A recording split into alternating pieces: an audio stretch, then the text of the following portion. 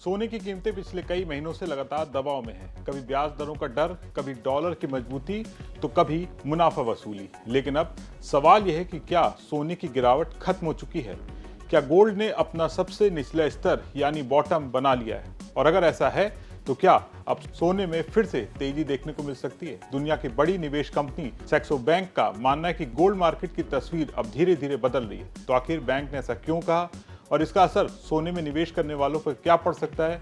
आज सोना चांदी के इस खास शो में हम आपको बताने जा रहे हैं। नमस्कार, मैं सौरभ दीक्षित और आप देख रहे हैं विस्तक। सबसे पहले समझते हैं कि सैक्सो बैंक ने क्या कहा है। सैक्सो बैंक एक डेनमार्क का इन्वेस्टमेंट बैंक और ऑनलाइन ट्रेडिंग प्लेटफॉर्म है। बैंक के कम्युनिटी स्ट्रेटेजिक हेड ओले हैंसन का कहना है कि पिछले कुछ महीनों से सोने में जो भारी बिकवाली देखने को मिल रही थी, अब उसका सबसे खराब दौर शायद खत्म हो चुका है। उनके मुताबिक अब गोल्ड मार्केट में लिक्विडेशन यानी घबराहट में लगातार बिकवाली की जगह कंसोलिडेशन यानी एक स्थिर आधार बनने की प्रक्रिया शुरू हो रही है। अगर आसान भाषा में कहें, पहले निवेशक तेजी से सोना बेच रहे थे, अब वो जल्दबाजी में बेचने की बजाय सोच समझकर दोबारा खरीदारी करने लगे, यानी बाजार में घबराहट धीरे धीरे कम होती हुई दिख रही है। लेकिन इसका मतलब ये नहीं है कि अब सोना सीधे नई ऊंचाई पर पहुंच जाएगा। बैंक का कहना है कि अभी गोल्ड को मजबूत वापसी करने के लिए कई चुनौतियों का सामना करना होगा। अब एक नजर आज यानी 7 जुलाई को भारत में सोने चांदी की कीमतों पर भी डाल लेते हैं।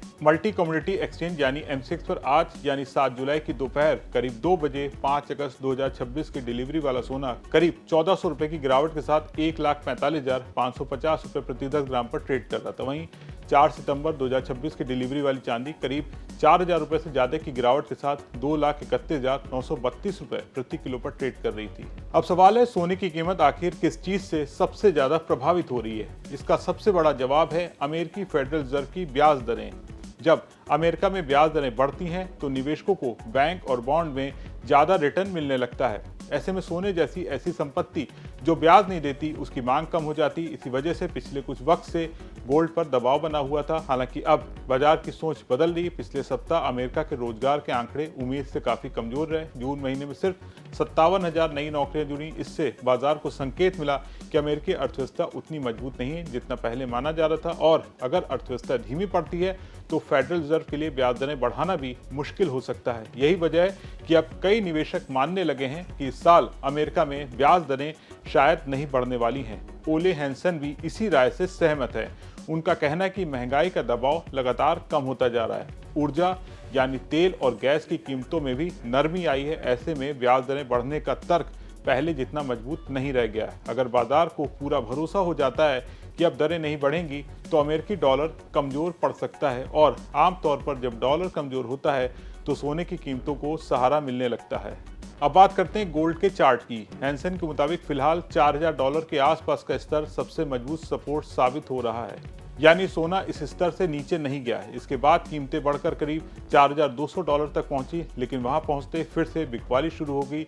इसका मतलब है कि अभी कई निवेशक कीमतें बढ़ने पर ही अपना मुनाफा निकाल रहे हैं, यानी बाजार पूरी तरह से मजबूत नहीं हुआ है। बैंक के मुताबिक अगर सोना $4,485 के ऊपर निकलता है तो ये पहली बड़ी तकनीकी मजबूती होगी। इसके बाद $4,574 का स्तर और भी ज्यादा महत्वपूर्ण माना जा रहा है। अगर गोल्ड इन दोनों स्तरों को पार कर लेता है तो बाजार में तेजी की संभावना और ज्यादा मजबूत हो सकती है। लेकिन जब तक ऐसा नहीं होता तब तक मौजूदा तेजी को सिर्फ रिकवरी यानी सुधार माना जाएगा, नई बुलरन नहीं। कुल मिलाकर बैंक का मानना है कि सोने में पिछले कई महीनों से चल रही भारी बिकवाली का सबसे कठिन दौर अब शायद खत्म हो चुका है। हालांकि अभी ये कहना जल्दबाजी होगी कि गोल्ड फिर से रिकॉर्ड ऊंचाई पर पहुंच जाएगा। अमेरिका की ब्याज दरें, डॉलर की चाल और महंगाई के आंकड़े आने वाले महीनों में सोने की दिशा को तय करेंगे। अगर फेडरल रिजर्व ब्याज दरें नहीं बढ़ाता है और डॉलर कमजोर पड़ता है तो सोने को बड़ा सहारा मिल सकता है। फिलहाल बाजार एक नए आधार की तलाश में है,